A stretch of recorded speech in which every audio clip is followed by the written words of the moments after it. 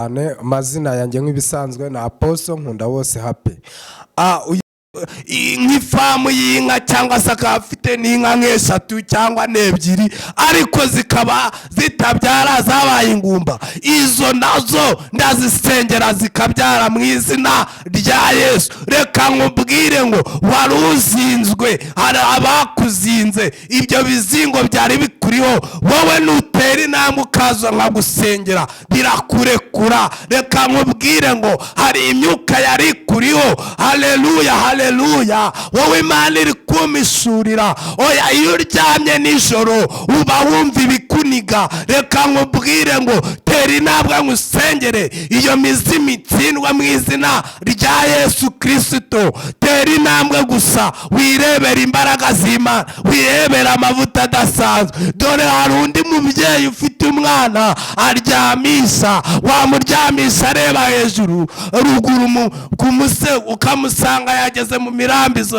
hepfo. Reka nkubwire ngo tera intambwe uzana uwo mwana musengere, ibyo bimufashe bimurekure mu izina rya Yesu Christo. Hari imbaraga z'Imana, hari imbaraga z'imirizindi, hari imbaraga zihindura ibyanze guhinduka. Tera intambwe, igihugu cyose waba urimo, intara yose waba uherereyemo, reka nkubwire ushobora kutabona iyi video ariko nugira amahirwe ukayibona, wibwira n'abandi, wibyihererana. Umva umugore yumva inkuru ya Yesu arangije ngo Yesu ahura nawe, bahurira ku iriba aho yarari, ngarangije ngaramukiza aramusengera, ngarangije aragenda aravuga ati iyi nkuru ntabwo nayihererana. Uyu muntu nsengeye, uyu muntu ndondoye, akamenya ibyo nakoze byose, akamenya uburyo ndindaya kandi tutaziranye, reka ngende. Aravuga ati ariko ubundi ko Bibiliya ivuga ngo Yesu niwe uzatubwira ibi byose, ese ni wowe? Aramubwira ati ni njyewe. Reka nkubwire ngo arangiza aravuga ngo se ngo basogokuruza basengeraga kuri uyu musozi, ngo namwe mukavuga ngo natwe twarasenze twizeye Imana. Ngo bari bafite imyizerere yabo bizeye, ariko ngo nuko Yesu aramubwira ngo igihe kiraje kandi kirasohoye ubwo abasenga Data bagomba kumusengera mu kuri no mu mwuka. Atangira kumuha ubuhamya bw'imyaka asenze, atangira kumubwira igihe yari amaze asenga. Ariko Yesu we icyo gihe ntabwo ari cyo yari yitayeho,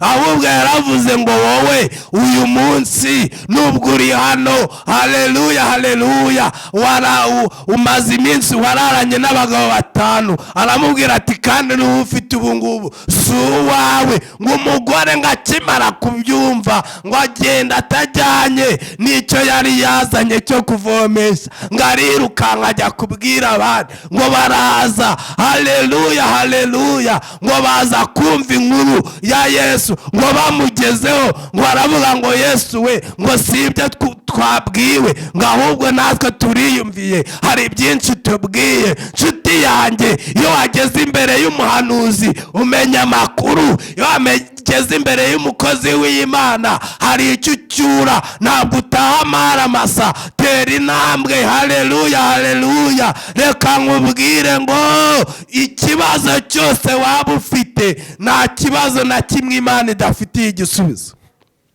Ahangaha ndavuga ku bantu, abangaba hari abantu babona amayerekwa nabo barangiza bakayoberwa ubusobanuro. Reka nkubwire ngo ushobora kuba urota inzozi cyangwa ukabona iyerekwa ariko ugashaka ubusobanuro bwabyo bikagucanga, ukibaza ese Imana ko yanyeretse iri yerekwa risobanuye iki? Namwe ndabafasha nkabasobanurira icyo iyerekwa ryanyu risobanuye. icyo inzozi zanyu zisobanuye. Tera intambwe wowe uze. Haleluya, haleluya. Wa mukobwa we, nibyo umaze iminsi myinshi wibaza ubuzima bwawe. Oya, umaze kwica ubukwe 3, 4, 5. Wageze aho uravuga ati ariko se ni Imana yavuganye nanjye cyangwa si Imana? Ese ubu nzizera kugeza rya? Ese ubu ngubu wari ugiye kubireka uvuga ngo Imana yawe cyangwa si Imana wizeye ntigikora? Reka nkubwire ngo Imana iracyakora. Tera intambwe uze musengere. Imana ikureho ibisore bidafite gahunda, iguha umusore ufite gahunda. Uza kuri haleluya, uza yarangiza mukubaka ukakira. Haleluya, haleluya.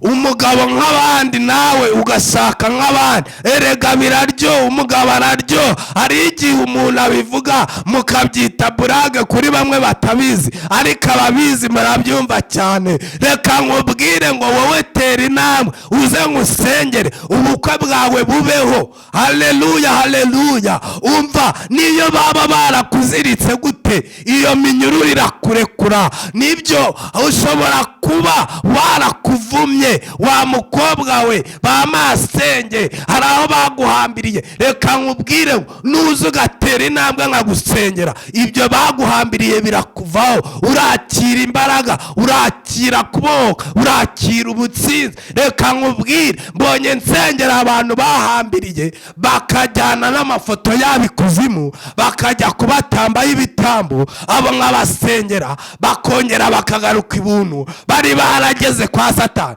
Tera intambwe uzurebe imbaraga z'Imana. Hari amavuta turiho, hari imbaraga zidasanzwe Imana yaduhaye. Haleluya, haleluya.